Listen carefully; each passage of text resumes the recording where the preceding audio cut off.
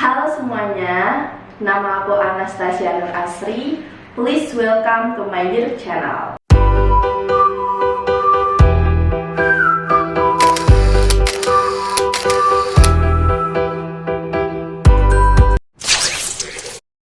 Jadi hari ini aku akan ngebahas tentang cara belajar.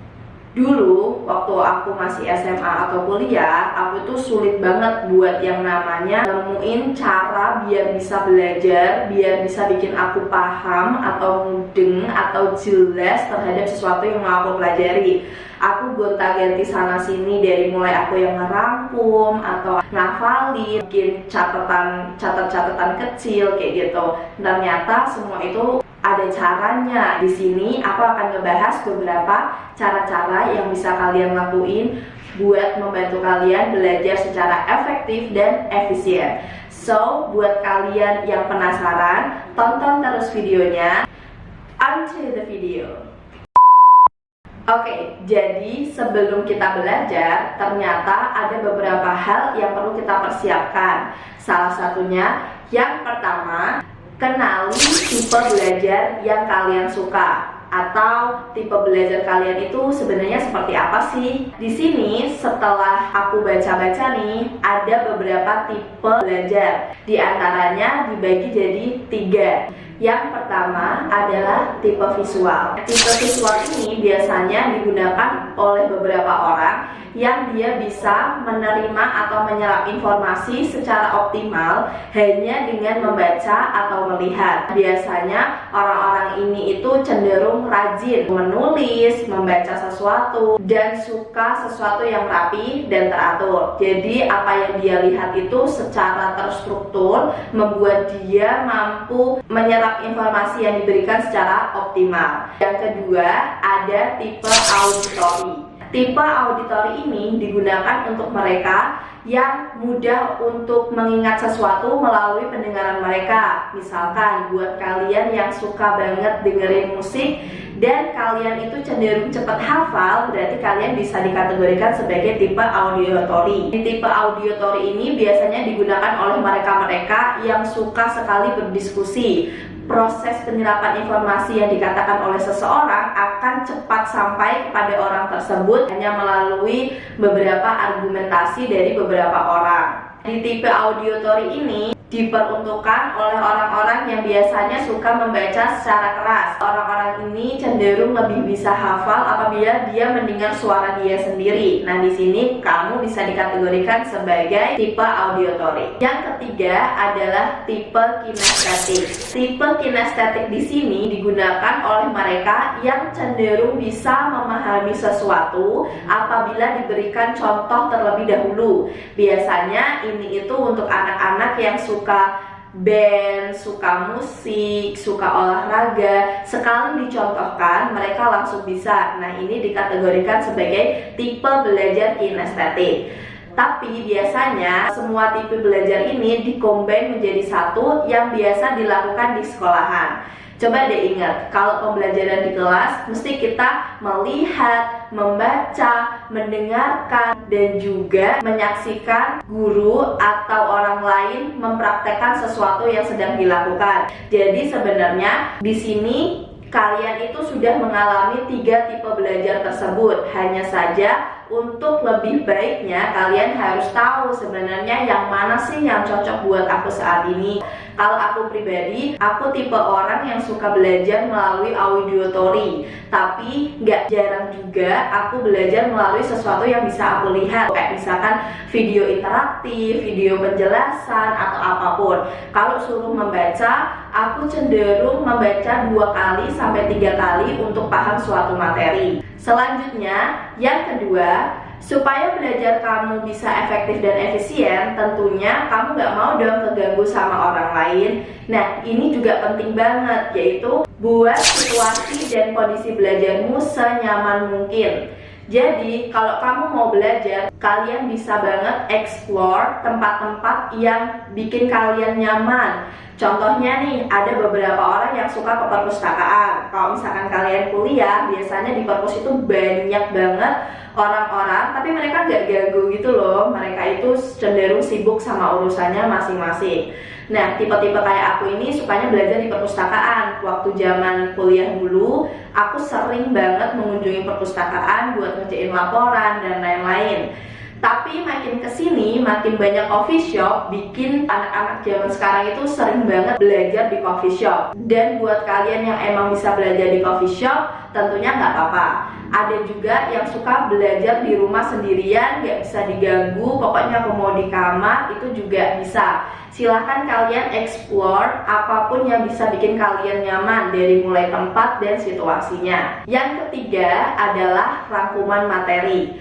Kalau kita udah tahu tipe belajar kita, ternyata semua dari tipe belajar itu mewajibkan kita untuk mempunyai materi atau rangkuman. Apapun yang mau kita baca atau yang udah kita lihat, paling enggak kita harus bisa mengambil satu atau banyak informasi dari materi yang udah disampaikan. Hal ini akan memudahkan kalian dalam proses belajar nanti. Kalau kalian punya catatan, kalian jadi gak bingung lagi. Oh, apa yang harus aku pelajari saat ini? Aku tadi belajar apa yang mau aku pelajari lagi? Nah, itu kalian bisa temuin di rangkuman materi. Kalian juga bisa untuk merangkum materi, kamu boleh pakai buku apapun yang kalian suka. Kalau kalian tipe yang girly, kalian bisa pakai binder, kalian bisa pakai kertas yang bentuknya kotak-kotak itu. Kalian bisa hiasi pakai block note atau sticky note atau post-it atau apapun itu, terserah kalian. Yang penting catatan kalian itu rapi dan bisa kalian baca. Jangan pernah peduliin orang lain gak bisa baca atau apa. Yang penting diri kalian bisa baca dan diri kalian merasa nyaman dengan tulisan kalian. Yang keempat adalah manajemen waktu. Jadi kalau kalian mau belajar, pastiin belajar kalian itu enggak yang langsung 1 jam, 2 jam, 3 jam belajar stuck di situ tanpa istirahat. No, itu adalah cara yang salah. Jadi manajemen waktu di sini sangat diperlukan buat kalian yang nggak bisa belajar dengan tiba-tiba atau SKS ya. Sebenarnya sistem SKS itu juga nggak baik. SKS itu apa? Sistem kebut semalam. Ternyata itu kasih pressure lebih ke otak kalian untuk menghafal, mengingat semua materi yang baru aja kamu masukkan ke otak kalian. Jadi di sini aku mau ngasih manajemen waktu yang sering aku gunain, yaitu 30 menit belajar, 5 menit istirahat. 5 menit istirahat ini bisa kalian gunain buat nyemil, dengerin lagu sebentar, atau mungkin scrolling Instagram, atau ngapain yang kalian suka untuk mengisi kejenuhan kalian saat belajar. Sebenarnya kenapa sih kok kita 30 menit itu harus berhenti? Karena sebenarnya otak kita itu punya kapasitas. Rata-rata kapasitas otak manusia itu hanya bisa memproses materi dan informasi selama 10 menit pertama. Tapi kalau kita udah sering belajar dalam kondisi tenang, sesuai sama mood kita bisa memaksimalkan waktu kita sebanyak 30 menit untuk memproses semua informasi dan istirahat sebentar untuk menetralisir otak kita supaya siap menerima informasi selanjutnya. Jadi ingat, manajemen waktu itu sangat penting dan sangat dibutuhkan buat kalian yang suka belajar teratur. Karena sekali jadwal kalian itu gak sesuai sama ekspektasi kalian, itu akan mempersulit diri kalian sendiri. Untuk bisa memahami sesuatu, pasti kita perlu waktu ya. Gak cuma kita serta-merta menghafal, terus kemudian kita paham, dikasih soal langsung bisa mengerjakan.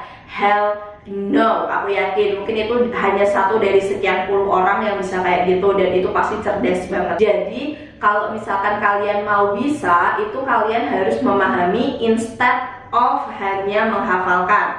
Kalau kalian udah paham, apapun materi yang akan diberikan, jenis soal yang beda, bentuk soalnya yang acak-adul, itu kalian pasti bisa mengerjakan itu. Jadi tips yang kelima adalah memahami, jangan menghafal. Tips terakhir, Di beberapa mata pelajaran memang diwajibkan untuk kita itu cukup menghafal ya, kayak contohnya misalkan sejarah, sosiologi, atau geografi, atau apapun yang membutuhkan logika kita untuk menghafal. Kalian juga bisa pakai tips and trick menghafal, yaitu dengan cara membuat catatan kecil. Study card ini bisa kalian gunakan kalau misalkan kalian lagi istirahat nih, udah selesai pelajaran. Nah, habis itu kalian membaca-baca lagi. Untuk memudahkan bacaan kalian bisa membuat study card.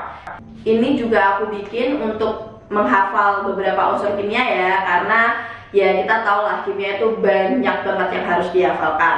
Nah, selain itu, untuk menghafal sesuatu yang panjang, kalian juga bisa pakai jembatan keledai. Kalian juga bisa pakai untuk menghafal beberapa unsur yang lainnya atau di beberapa mata pelajaran yang lainnya. So, buat kalian yang masih bingung apa tipe belajar kalian, silahkan kalian meditasi dulu dan pikir-pikir dulu nih, oh sebenarnya apa sih yang aku butuhin dan apa yang cocok buat aku pakai saat ini. Mengingat nih beberapa minggu ini kan kalian belajar di rumah, kalian gak bisa serta-merta mengandalkan orang lain untuk membantu kalian belajar. So, semua tergantung sama diri kalian sendiri. Buat kalian yang mau tahu lebih tentang pembelajaran, kalian boleh komen di bawah. Cukup itu videoku kali ini. Terima kasih sudah menonton, dan aku harap yang aku share ini bisa kalian gunakan dan bisa kalian pakai untuk memudahkan kalian dalam belajar. So, stay tune on the next video, dan jangan lupa subscribe and comment down below apapun yang mau kalian tanyain, saran atau kritik. Aku tunggu kalian di komen di bawah. Sampai ketemu di video selanjutnya. Bye-bye.